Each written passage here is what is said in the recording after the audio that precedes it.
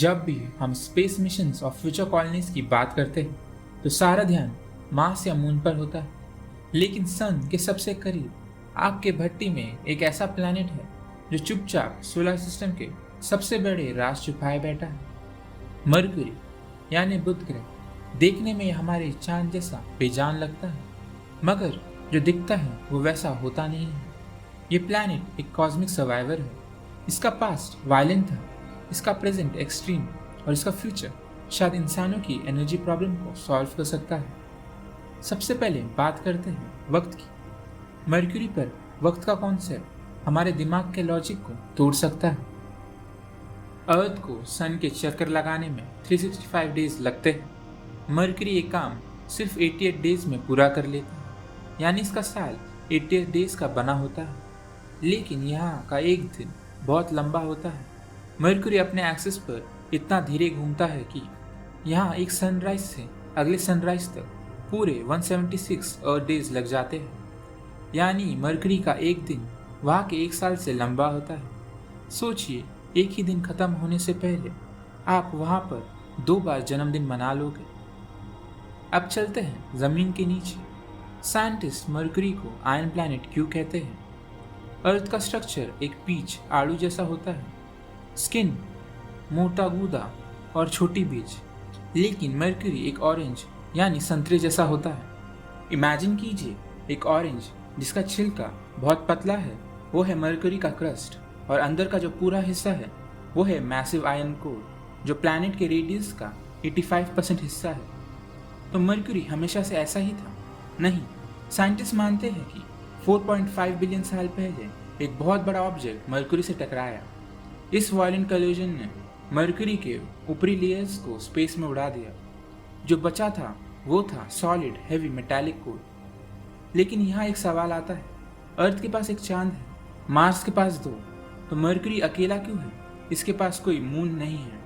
इसका रीज़न है gravity. Mercury सन के बहुत करीब है।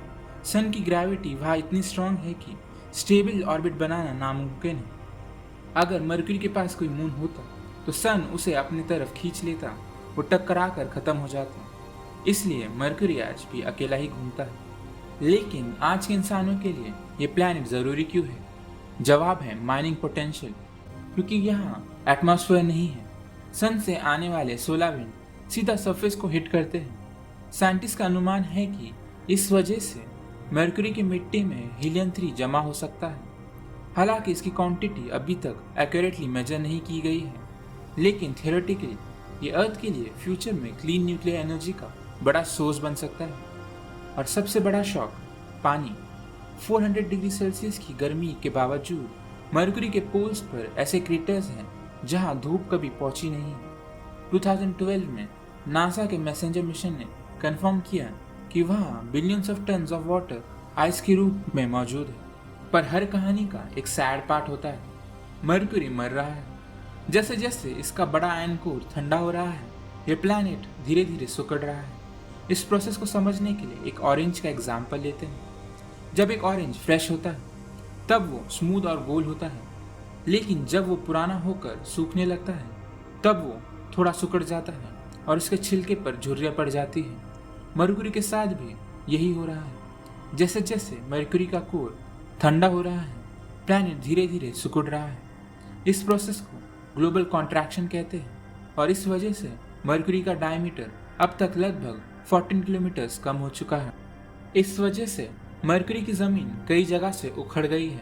वहाँ लंबी लंबी चट्टानें बन गई हैं जिन्हें रिंकल रेजिस कहा जाता है।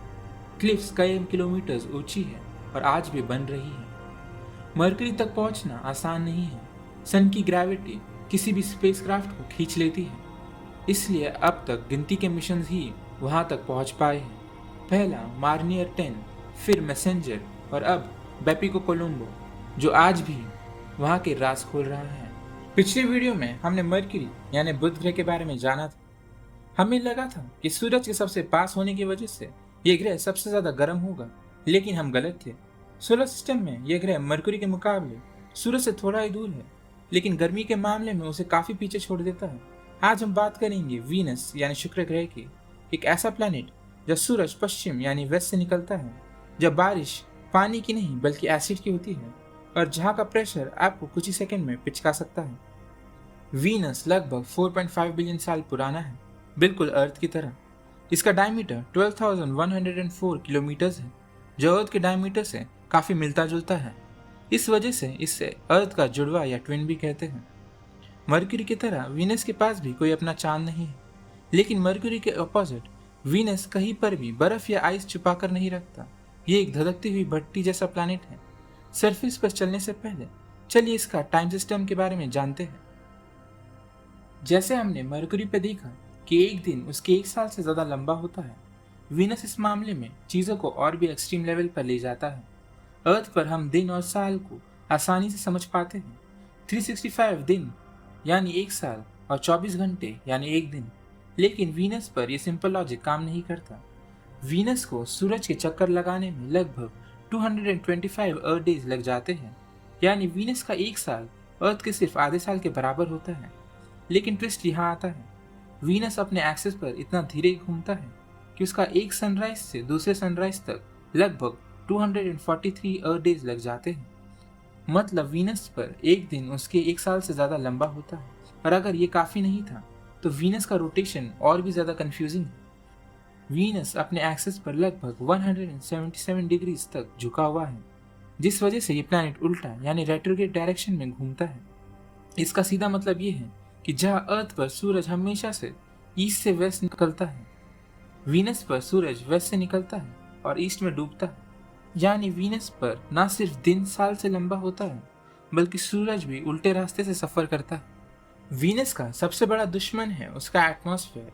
ये हवा नहीं बल्कि एक ऐसी मोटी और भारी चादर है जो पूरे प्लैनेट को लपेट कर रखती है, बिल्कुल एक प्रेशर कुकर की तरह। इसका एटमॉस्फेयर का प्रेशर अर्थ से लगभग 90 गुना ज़्यादा है। इतना ज़्यादा कि अगर आप वीनस के सरफेस पर खड़े हो जाओ तो आप पर वही प्रेशर पड़ेगा जो अर्थ के समुंदर में 1 किलोमीटर नीचे जाने पे महसूस होता है। लेकिन असली प्रॉब्लम सिर्फ प्रेशर नहीं है, बल्कि इसका हवा का कॉम्पोजिशन है।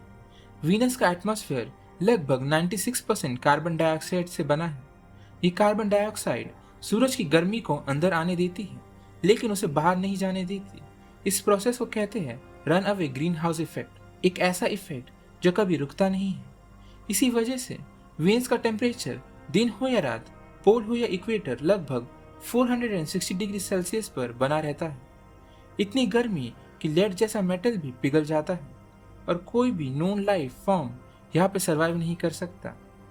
और अगर आप सोच रहे हैं कि शायद वीनस के बादल ठंडक लाते होंगे, तो यहाँ भी वीनस आपको धोखा देता है। उसके बादल पानी के नहीं होते बल्कि सल्फ्यूरिक एसिड के बने होते हैं, जो कभी कभी एसिड रेन के रूप में प्लैनेट के सरफेस पर गिरते हैं।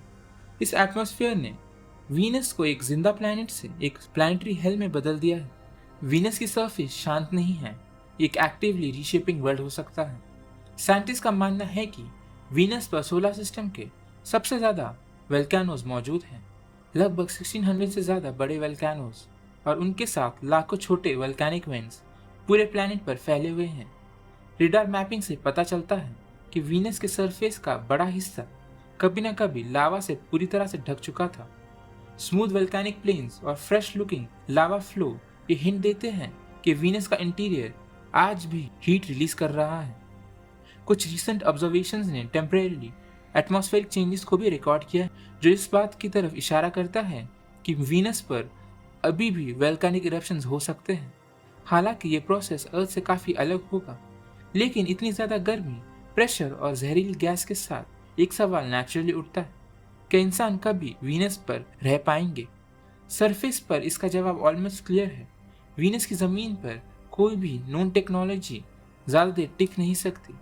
लेकिन वीनस के एटमॉस्फेयर में एक इंटरेस्टिंग ट्विस्ट छुपा है। लगभग 50 किलोमीटर ऊपर जहाँ वीनस के बादल शुरू होते हैं, प्रेशर और टेम्परेचर अर्थ के सरफेस से काफ़ी करीब हो जाता है। ना ज़्यादा गर्मी, ना क्रशिंग प्रेशर, कम से कम थ्योरी के हिसाब से। इसी वजह से साइंटिस्ट फ्यूचर के लिए फ्लोटिंग एटमॉस्फेरिक हैबिटेट्स का आइडिया एक्सप्लोर करते हैं, जहाँ इंसान वीनस के सरफेस पर नहीं बल्कि उसके बादलों के ऊपर तैरते हुए रह सकते हैं। वीनस हमारा सिस्टर प्लैनेट है, लेकिन ये एक सबक भी है। ये बताता है जब किसी प्लैनेट का एटमॉस्फेयर आउट ऑफ कंट्रोल हो जाता है तो प्लैनेट स्वर्ग से नर्क बन जाता है। आपको क्या लगता है, क्या इंसान कभी वीनस के बादलों में रह पाएंगे? कमेंट्स में बताइए। यूनिवर्स के और ऐसे राज जानने के लिए लाइक करें और सब्सक्राइब करें। मिलते हैं अगले प्लैनेट पर।